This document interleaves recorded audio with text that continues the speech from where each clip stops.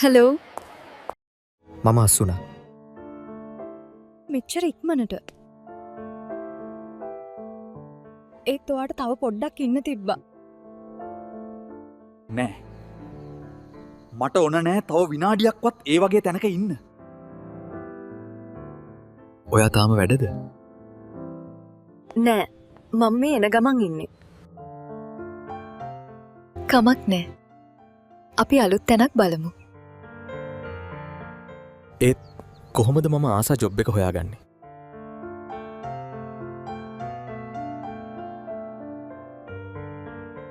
මගේ යාළුවෙක් කිව්ව ඇප් එකක් ගැන. අපි ඒකෙන් බලමු.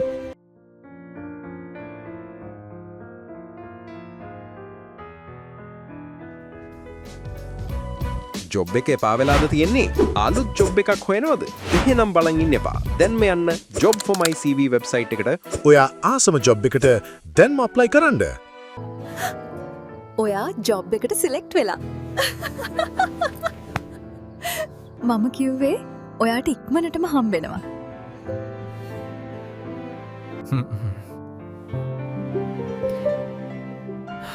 දැන්නම් මට මාර නිදහසක් දැනෙන්නේ.